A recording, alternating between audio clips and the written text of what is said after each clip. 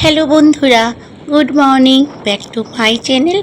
তোমাদের সঙ্গে করে নিয়ে তোমাদের সাথে করে নিয়ে আরও একটা নতুন ব্লগ করছি। আর তোমাদের আজকে নিয়ে যাব আমি একটা রাম মন্দির। এখানে আসামে হাতিগড়ে অবস্থিত এই রাম মন্দিরটি।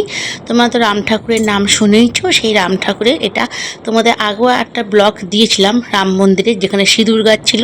তোমরা চাইলে আমার চ্যানেলে গিয়ে ভিজিট করে আসতে পারো। তো সেই রাম ঠাকুরের মন্দির এটা আরও সুন্দর, ভীষণই সুন্দর। আর এটা নতুন হয়েছে। আর বিশাল অনেক জায়গায় লক্ষ্মী নারায়ণ, যেটা আমি শুনেছি, আমি এখনও দেখিনি। তা বেরিয়ে পড়লাম আমি, দিদি, শিবামা আর জামাইবাবু। তোমাদের তো বলেছি আমি জামাইবাবুর গাড়িতে যাই আর শিবামা দিদি যাই। দেখো চলে এসেছি মন্দির প্রাঙ্গণে। ওই দেখো মন্দিরটি দেখা যাচ্ছে।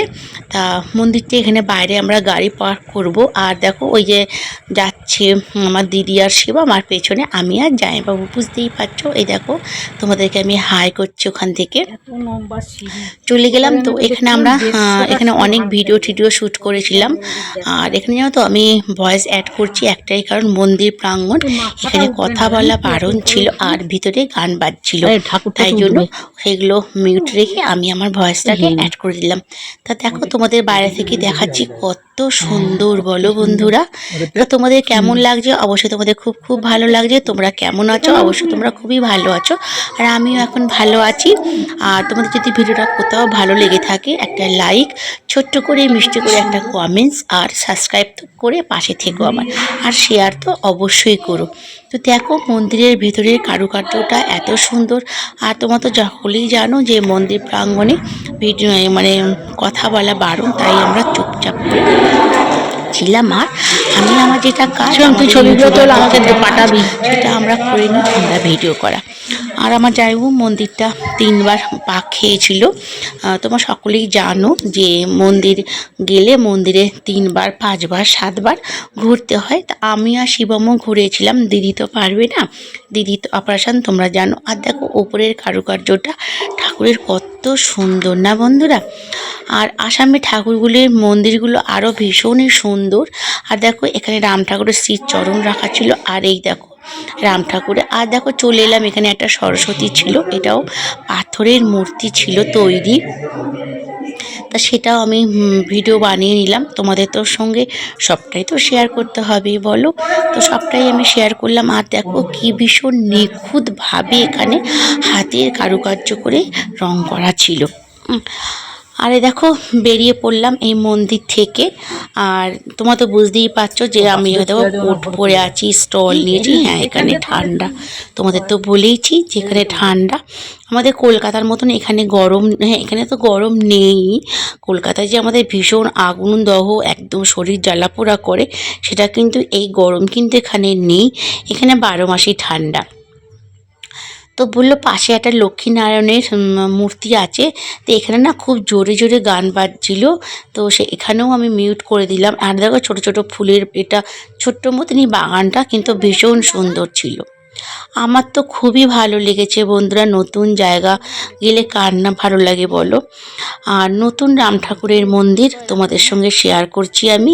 এটা হচ্ছে সেকেন্ড মন্দির না, মানে একজন মারোয়ারি লোক সেটা ওটাও বানিয়েছিল, এটাও বানিয়েছিল। তা আমি যেহেতু দ্বিতীয়বার দেখছি, তাই জন্য আমি তোমাদের সেকেন্ড মন্দির বললাম।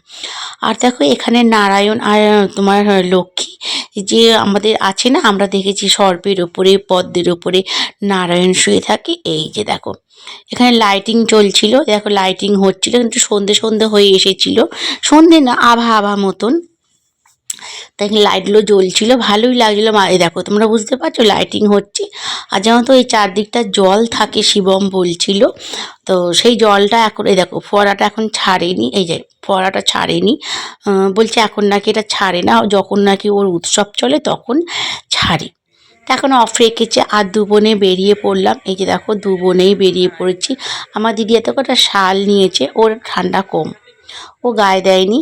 তো চলে এলাম বেরিয়ে একটা শিবলিঙ্গের মন্দিরে, পাশেই ছিল এটা শিবলিঙ্গ। দেখো এটা আছে ভূগর্ভের ভেতরে, এইটা তোমরা বুঝতেই পারছো যে অনেকটা নিচেটা নামতে হচ্ছে।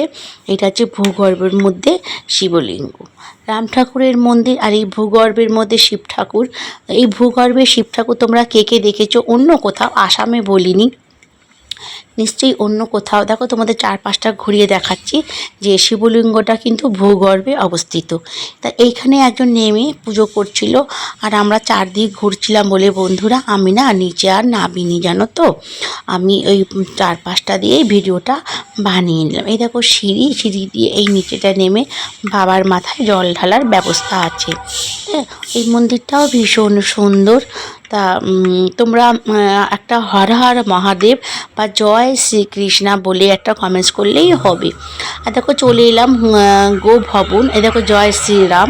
এখানে না পুরো গরু, নানান ধরনের গরু, তো আমি নামগুলো এখন ভুলে গিয়েছি। আর এখানে পাশে লাগোয়া একটা বাগান ছিল। হ্যাঁ, বাগানটা ছোট না, বাগানটা অনেক বড় ছিল।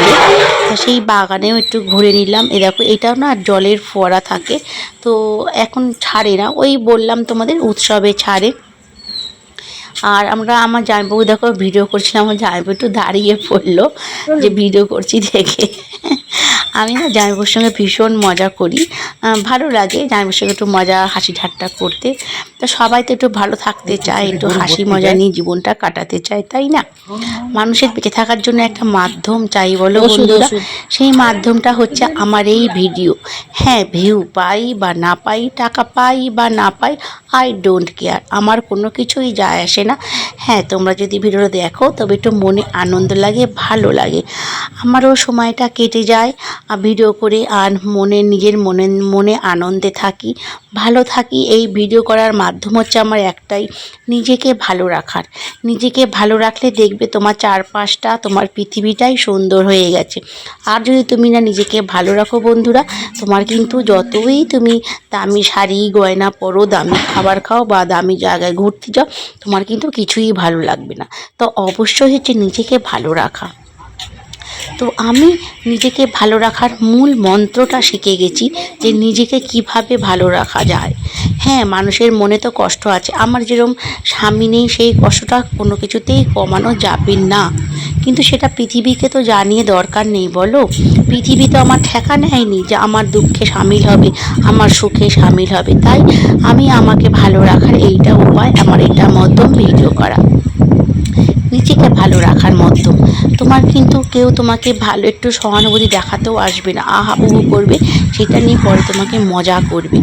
তাই আমি ভেবেইছি আমার দুঃখটা আমি কাউকে দেখাতেও যাব না, আমার দুঃখটা আমি কাউকে বলতেও যাব না। তো আজকে এইখানে শেষ করলাম, বাই বাই।